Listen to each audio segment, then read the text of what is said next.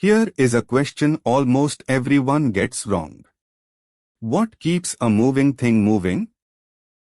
Most people answer, it needs a constant push to keep going.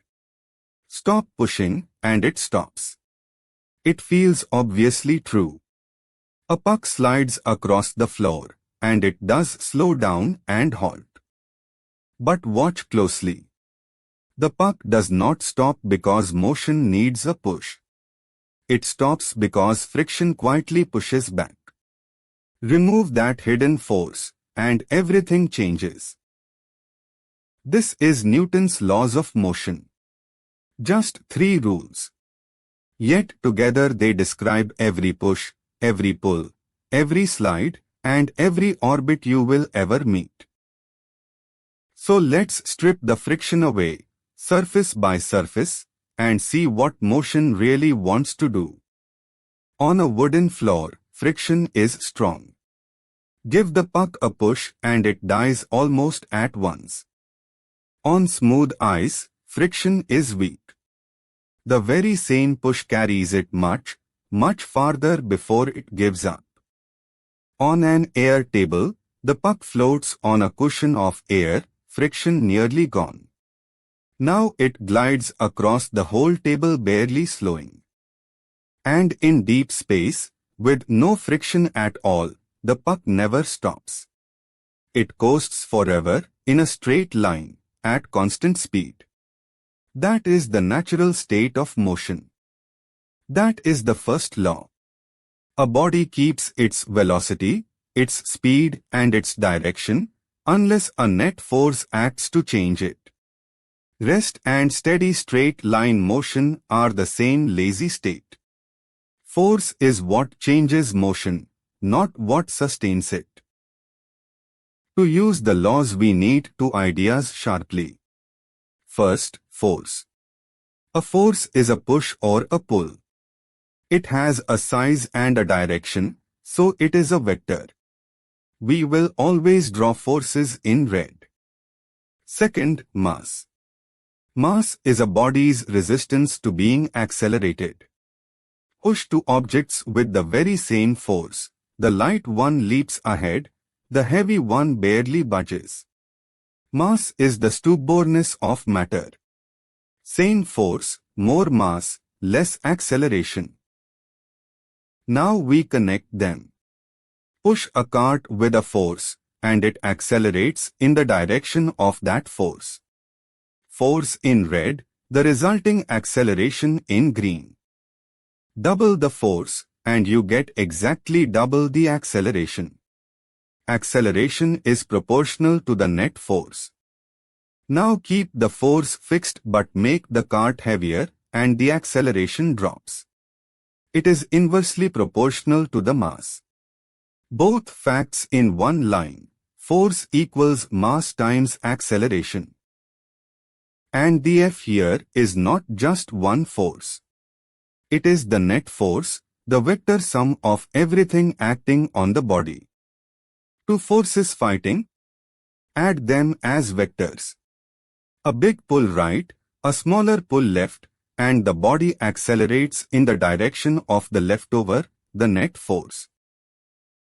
Most problems are won or lost on one diagram, the free body diagram. Here is a block resting on a 30-degree ramp. Our first job is to throw away everything that does not matter. Step 1. Shrink the block to a single point, a particle. Its shape and size do not change the forces, so they only get in the way. Step 2. Draw every force that actually touches the particle. Gravity straight down in gray. The normal force the ramp pushes back with, in cyan, perpendicular to the surface. And friction along the surface, in brown. Step 3. The clever bit. Tilt your axis to match the ramp, then split gravity into 2 pieces, one sliding down the slope, mg sine theta, and one pressing into the slope, mg cosine theta. Now the normal force balances the pressing part, and friction fights the sliding part. Every incline problem becomes this single picture. Weight is just gravity's pull on a mass, W equals mg, always pointing down, drawing in gray. Mass is how much stuff you are, weight is the force that stuff feels. On the moon your mass is unchanged, but your weight drops to a sixth. The block does not fall through the table, so the table must push back, upward, perpendicular to its surface. That is the normal force, in sine. Here, with no vertical acceleration, it exactly cancels the weight, N equals mg.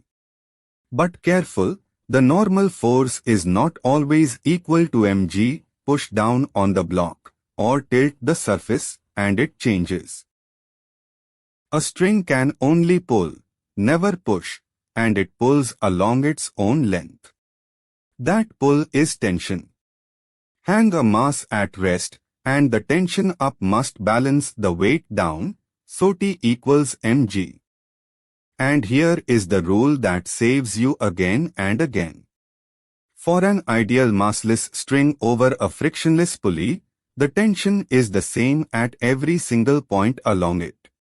One number for the whole string. The third law, for every force, there is an equal and opposite force. If A pushes B, then B pushes A back, just as hard, the other way. A rocket throws hot gas downward. The gas, in return, throws the rocket upward. Same size, opposite direction. That recoil is the entire reason a rocket flies in empty space, with nothing to push against but its own exhaust. Here is the trap almost everyone falls into. The action and reaction act on two different bodies, one on the gas, one on the rocket. So they never cancel each other out. They can only cancel forces on the same body. Miss that, and the third law turns into nonsense. Friction has a secret most diagrams hide. Watch the graph on the right, applied force across the bottom, friction up the side. As I push harder, static friction quietly grows to match me, exactly, so the block stays perfectly still. But static friction has a ceiling, mu s times the normal force. Push past it, and friction simply cannot keep up. The block breaks free, and lurches into motion. And the instant it slides, the rule changes. Kinetic friction takes over, and it is smaller and roughly constant, no matter how fast you go. That sudden drop, from the peak down to the flat kinetic line, is why a heavy box is hard to start but easier to keep moving.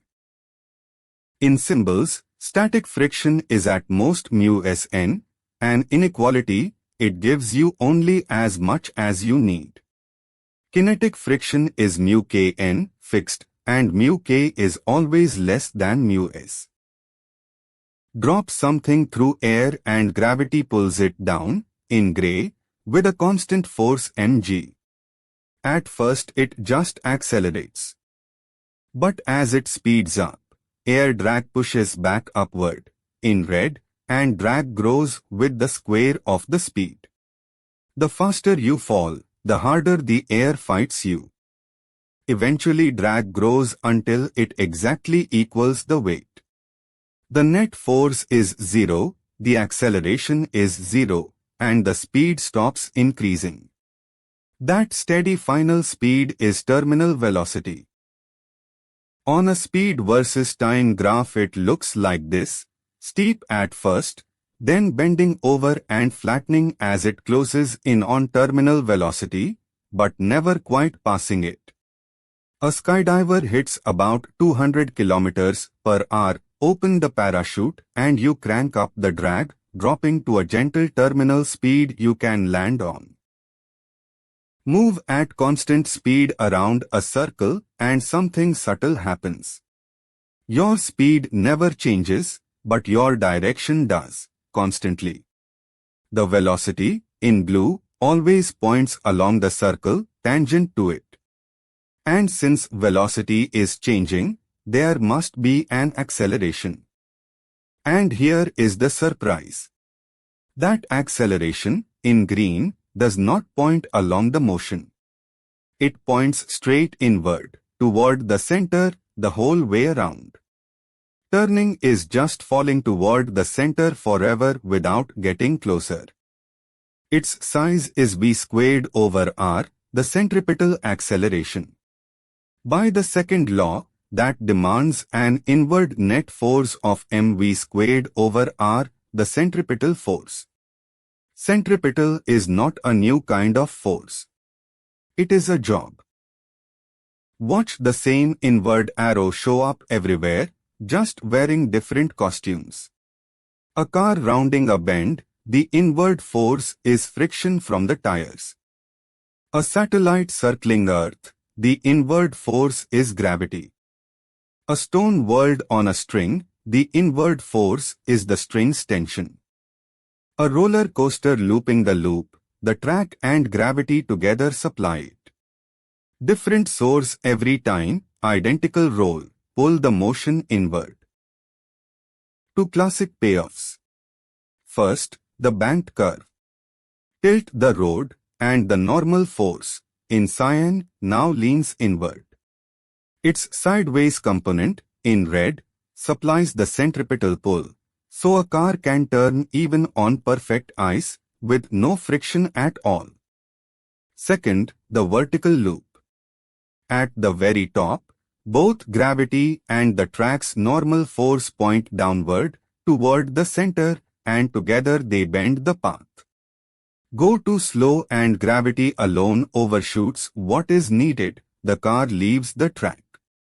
There is a minimum speed to stay glued to the top. First, the picture, then the algebra, never the other way round. A block slides down a 30-degree ramp, with kinetic friction coefficient 0.2.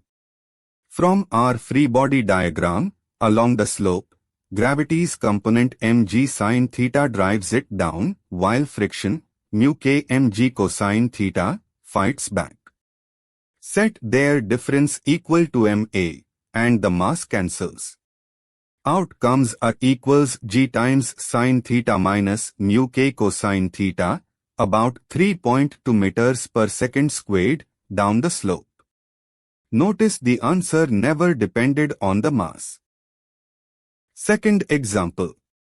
How fast can a car take a flat curve of radius 50 meters before it skids, if mu s is 0.8? The only inward force here is static friction, so it must supply the entire centripetal force, mu s mg equals mv squared over r. Again the mass cancels, leaving v max equals the square root of mu sgr, about 20 meters per second, roughly 70 kilometers per hour. Push past that, and friction maxes out, the car slides straight off the curve. So here is the whole chapter, on 5 cards. 1. With zero net force, velocity stays constant, that is inertia.